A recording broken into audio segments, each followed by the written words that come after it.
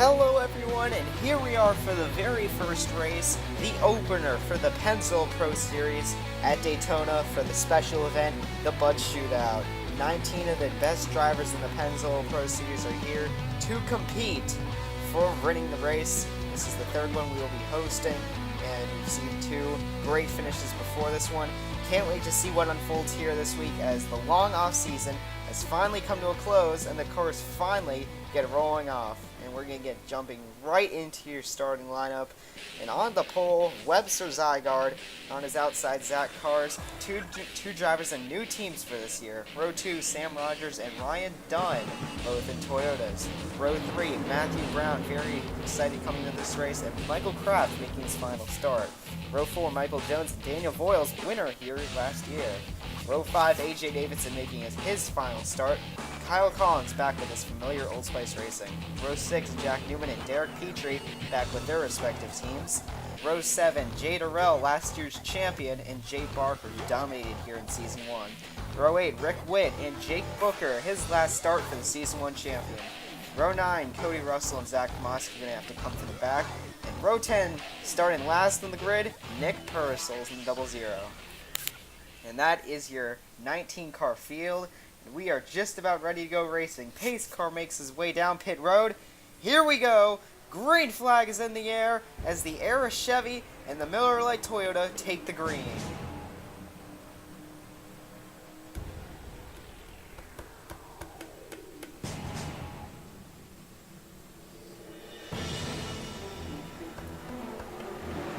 Down into turn 1, we're already going 3 wide. Sam Rogers of the TSW Camry. He is going to the inside of Webster Zygaard. Webster was fastest in practice and qualifying, but he's already getting shoved to the middle. And I think that's Michael Kraft trying to help him out there in the middle as well. The Yamaha Chevy trying to help the 12 out. However, Matthew Brown looking to come into the picture. Michael Jones in the 47 already making his way up here. I believe he started 5th, and AJ Davidson, the field's cycling already. Off of turn 4, and wow, the 47 car going to lead lap 1, and who would have thought that Webster Zygaard would have gone back to 7th already. Jack Newman trying to show his face, but I see that familiar Australia painted car back there. Far, very excited coming into this year after winning last year. The championship obviously in their hands, they're the defenders, and this race may not have any point value to it, but definitely if they can get a win here, that would definitely help their spirits going into the rest of the season. And don't forget, Jay Durrell is not unfamiliar to winning at super speedways. He won the final race of the year in Season 1, and that was at Daytona. Now our Armory Digital takes the place of the final race. But anyways, we're at the beginning of the race. We're getting way too far ahead of ourselves. Michael Jones still keeping a commanding lead over the field. A.J. Davidson falling in second still. Davidson making his final start here in that 52 Dodge. Pennzoil Dodge. Sister Allison Davidson will be taking over the ride for the rest of the year in the 29 car in that 52. Actually, this is Mackenzie Rustin, another rookie's first time in A.J. Davidson's pretty much dedicated his team to rookies, and currently he is the only veteran on his team right now, but he's actually taking Mackenzie's ride and not Allison Davidson's. But anyways, it's a whole big story for Davidson Motorsports, a brand new team. Gonna have to see how they do in Season 3. You'll all see them in the maybe duels coming this week. Michael Jones still managing to keep it out front, but he has problems from behind. The 77 car, Cody Russell. Remember, he started way in the back. He's coming to the front. And Nick Purcell, he's up in the top there. He's running 3rd right now. Keep a close eye on that score monitor when we're on the inboard cameras, just in case you can't see who's behind him. That will keep the top 3, and it's a live counter. So if you want to see who's exactly leading the race like we see now, Cody Russell jumping up to the lead, and Zach Tomasky pulling up here in the 88 car. So cars from the back starting to make their way forward. We see it with Cody Russell out front. A.J. Davidson moving his way back into 3rd position. Cody Russell will now make his way to the start-finish line for lap 5 out of 18. We're a quarter of the way there already, and Russell currently out front. He didn't waste any time, only 4 laps it took him to get up to the front. Jake Booker, it shocked everyone. It came as a huge surprise. No warning before this, but Jake Booker, in the offseason, announced that he will not be returning to this National Racing team. In fact, he will not be returning to the sport, as he got an offer to drive a K&N car, and he took it. The 5 car of Jake Booker, Season 1 champion, is now off to the K&N Pro Series, along with Michael Kraft right in front of him. Kraft running the orange scheme to commemorate his Season 1 season start, his rookie year. He's gotten about 3 wins, I believe. I believe all 3 of them came actually in Season 1. He did not pick up a win last year. In fact, the only reason why he's here is because he got a pole start. It actually was not going to be... Kraft was actually not scheduled to run this race, but they decided to add poles, and Kraft was one of those 2 drivers that had a pole. The other one happened to be Webster Zygarde, which, I mean, if Webster wasn't in that, that would be a shocker, since Webster ended up becoming the #1 driver leading into the chase and on points. So it's good to see Zygarde into this field. Obviously he's been very quick all weekend, fastest in practice and qualifying. Hasn't shown his face out front though since the start though, so we're gonna have to see if Zygarde can make his way back up here later going. Cody Russell still though manages to stay out front after 2 laps. AJ Davidson, you see, fighting his way back up there into 2nd place. But how about Daniel Voiles? This DeWalt Synthesis Dodge, he's pretty much kept this scheme throughout his entire career. It was a main scheme for Season 1, however only a part-time scheme for Season 2. But he's still keeping this flat white paint scheme, and it looks really nice in that 99 car. Nothing's pretty much changed other than that front grille, as Red Viper Racing transferred to the SRT grille for Season 2, and now that's the grille that every single Dodge Charger uses in this field. However, Matthew Brown making his way up through the field. The Mustang composite on the 21 car, it was debuted last year as well. No new manufacturers to report this year, but the 21 car definitely showing very well. The owner, Dejan Leaks, was very excited coming into the season, added a 2nd driver of Daniel Maxwell. Maxwell did not have that good of a season last year. However, they feel that these 2 rookies, or at least 2nd-year drivers this year, he thinks that they can at least make close to getting into the chase, and hopefully even putting one of those drivers in. However, we're going to have to see if that happens. Although with Matthew Brown in the car, that's a very high possibility, since he was the only rookie to win last year, despite not even winning the Rookie Year's Championship. We'll see Jose Vazquez in the maybe duels, as he was the candidate to win it.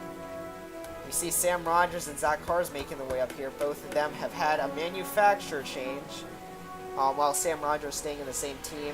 Zach Cars has been actually transferred to a new team. However, it wasn't really a transfer, it was more of a combination.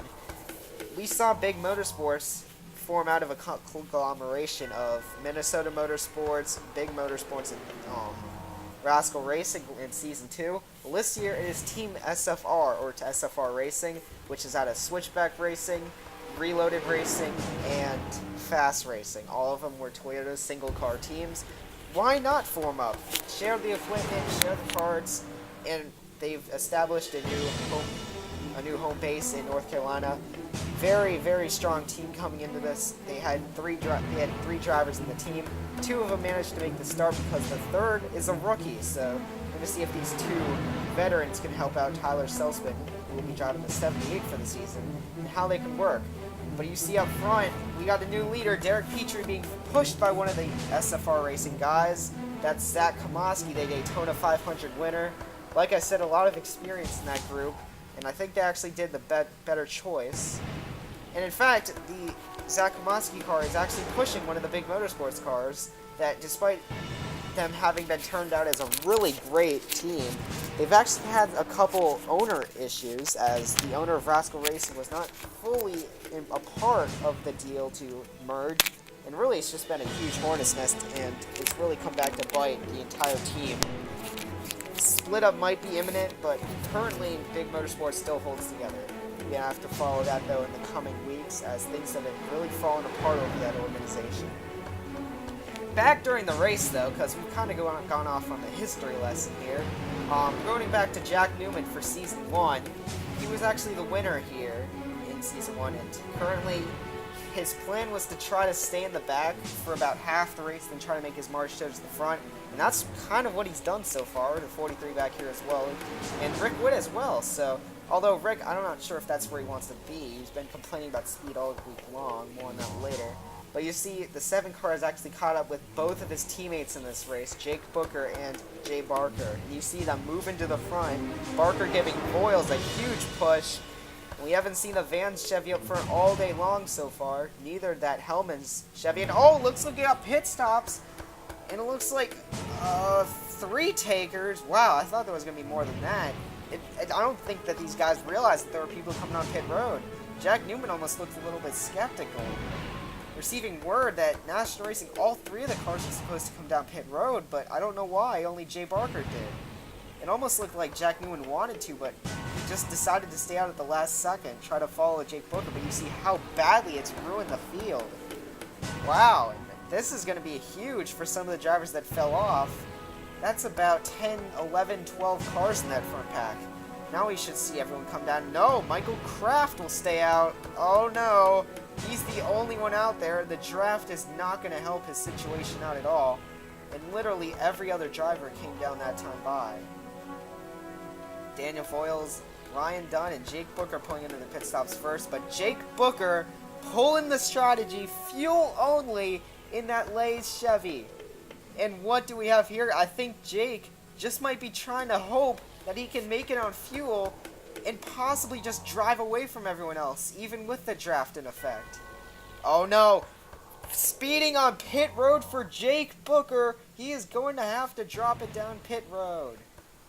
And that is incredible. Jake Booker looked like he had this race won with strategy. And he's going to drop it down pit road. Cody Russell in pit road as well. Problems on the hood. They're going to lift the hood.